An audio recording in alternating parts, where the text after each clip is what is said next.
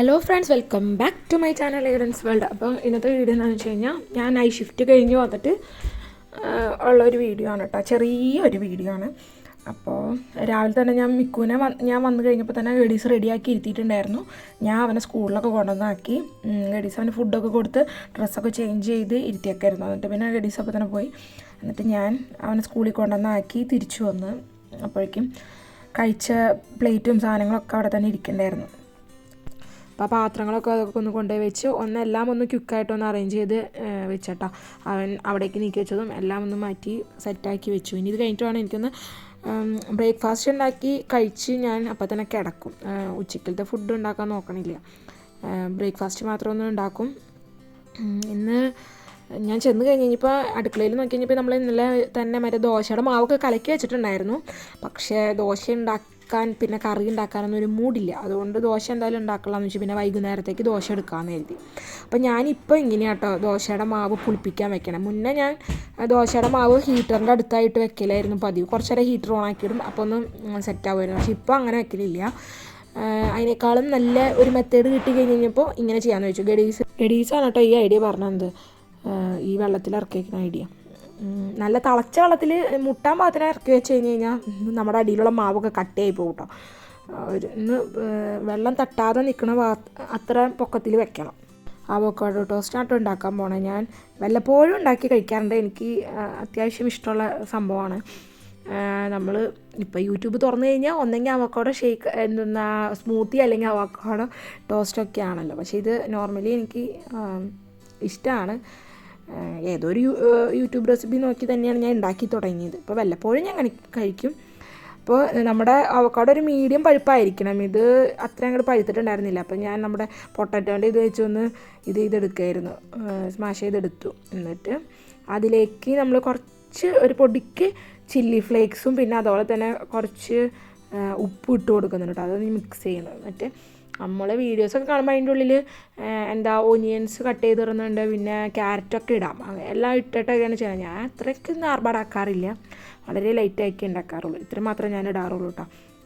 പിന്നെ അത് കഴിഞ്ഞ് അതിലേക്ക് ഇത്തിരി ഒലിവ് ഓയിലും കൂടി ഞാൻ ചേർത്ത് കൊടുക്കുന്നുണ്ട് കേട്ടോ. ഇത്തിരി ഒലിവ് ഓയിലും കൂടി ചേർത്തിട്ട് അത് മിക്സ് ചെയ്ത് കഴിഞ്ഞാൽ ഒരു പച്ചച്ചൊകയൊക്കെ നമുക്ക് പോണ പോലെ ഉണ്ടാവും. അപ്പോൾ അതും കൂടി ചേർത്ത് പിന്നെ അതിൻ്റെ കൂട്ടത്തിൽ കൂടെ വെക്കാൻ വേണ്ടിയിട്ട് ഒരു നമ്മുടെ ഓംലെറ്റ് അല്ലല്ലോ, ബുൾസയും കൂടി ഉണ്ടാക്കിയെടുത്തിട്ടുണ്ട്. കൂട്ടത്തിൽ കൂടെ ഒരു കാപ്പി ഉണ്ടാക്കുന്നുണ്ട് കേട്ടോ. അപ്പോൾ ഈ നമ്മൾ നൈറ്റ് ഷിഫ്റ്റൊക്കെ കഴിഞ്ഞ് വരുമ്പോൾ ഞാൻ എന്തെങ്കിലും ഇതേപോലെ ലൈറ്റായിട്ട് ഉണ്ടാക്കാറുള്ളൂ. അപ്പോൾ ഗഡീസ് ഉണ്ടെന്നുണ്ടെങ്കിൽ എന്തെങ്കിലും ഉണ്ടാക്കും. അതുപോലെ തന്നെ മിക്കു ഉണ്ടെങ്കിലും ഉണ്ടാക്കും. ഇതിപ്പോൾ മിക്കു അവൻ കഴിച്ച് സ്കൂളിൽ പോയി. അപ്പോൾ പിന്നെ ഞാൻ വലിയ ബ്രേക്ക്ഫാസ്റ്റ് ഒന്നും ഉണ്ടാക്കാറില്ല. എന്തെങ്കിലും ഇങ്ങനെ ടോസ്റ്റ് ചെയ്തോ എന്തെങ്കിലും ലൈറ്റായിട്ട് തന്നെ ഉണ്ടാക്കി കഴിച്ചിട്ടാണ് വേഗം കിടന്ന് ഉറങ്ങുക എന്ന് വിചാരിച്ചൊക്കെയായിരിക്കും ചെയ്യണം. പക്ഷേ ഉറക്കമൊക്കെ കണക്കായിരിക്കും. കാരണം ഇന്നിപ്പോൾ ഫ്രൈഡേ ആണ്. അപ്പോൾ ഉച്ചയാകുമ്പോൾ ഞാൻ മിക്കുവിനെ കൊണ്ടുവരാൻ പോകണം. 12 മണിയാകുമ്പോൾ മിക്കുവിനെ കൊണ്ടുവരാൻ പോകണം. അപ്പോൾ അതിനുള്ളിൽ ഒരു 1-2 മണിക്കൂർ ഉറങ്ങാൻ പറ്റിയ ഭാഗ്യമെന്ന് വിചാരിച്ചിട്ടാണ് നിൽക്കുന്നത് കേട്ടോ. അപ്പോഴേക്കും നമ്മുടെ ബ്രെഡ് ടോസ്റ്റ് റെഡി ആയിട്ട് വന്നു. അതിലേക്ക് കുറച്ച് ബട്ടർ തേച്ചിട്ട് അതിലേക്ക് നമ്മുടെ ഈ ഉണ്ടാക്കി വെച്ചേക്കണ ഈ അവോക്കാഡോൻ്റെ പേസ്റ്റും കൂടി വെച്ചിട്ട് അതിൻ്റെ മീതെ ആ ബുൾസയും കൂടി വെക്കുകയാണ് കേട്ടോ ചെയ്യണേ. അപ്പോൾ ഇത് സ്ഥിരം നമുക്ക് കഴിച്ച് കഴിഞ്ഞാൽ നമുക്ക് മടുത്ത് പോകും കേട്ടോ. പക്ഷേ വല്ലപ്പോഴൊക്കെ ഒന്ന് നമുക്ക് കഴിച്ച് കഴിഞ്ഞാൽ നമ്മുടെ വയറ് നല്ല ഫില്ലാകുന്ന ബ്രേക്ക്ഫാസ്റ്റാണ് കേട്ടോ ഇത്.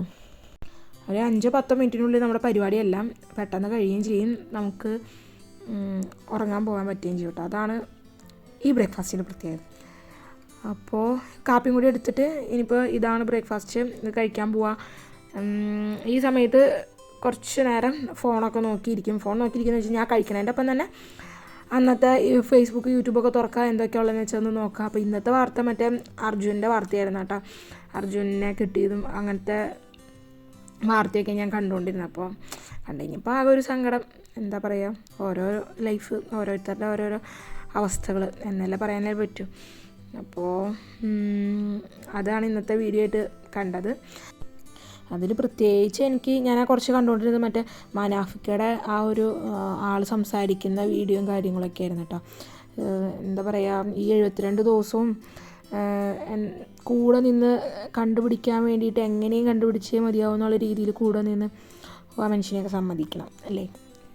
ഈ വാർത്ത തുടക്കം മുതലേ ഫോളോ ചെയ്യണമെങ്കിലും ആദ്യത്തെ കുറച്ച് ദിവസമൊക്കെ ഇപ്പോൾ കിട്ടും എന്ന് വിചാരിച്ചിരിക്കുകയായിരുന്നു ചെയ്തത്. പക്ഷേ പിന്നെ ആയിക്കഴിഞ്ഞപ്പോൾ പ്രതീക്ഷയൊക്കെ പോയി തുടങ്ങി. പിന്നെ അപ്പോഴേക്കും നമുക്ക് വയനാട് അടുത്ത ദുരന്തം വന്നു. നമ്മൾ അതിൻ്റെ വാർത്തകളും കാര്യങ്ങളും കണ്ടു തുടങ്ങി. പിന്നെ ഇതങ്ങനെ പോയെന്ന് വിചാരിച്ചാട്ടോ. എന്നാലും മനാഫിക്ക കൂടെ നിന്ന് കണ്ടുപിടിക്കാൻ വേണ്ടിയിട്ട് നിന്നു. പിന്നെ അത് കഴിഞ്ഞ് ഞാൻ പതുക്കെ ഇനി ഉറങ്ങാൻ പോവാണ് കേട്ടോ. അപ്പോൾ റൂമൊക്കെ നല്ല ക്ലോസ് ചെയ്ത് ഒരു നൈറ്റ് സെറ്റപ്പൊക്കെ ഉണ്ടാക്കി ഞാൻ അങ്ങനെ കിടക്കാൻ കേട്ടോ. നമുക്ക് അടുത്ത വീഡിയോ ആയിട്ട് കാണാം. അതുവരെ Tata bye bye, take care.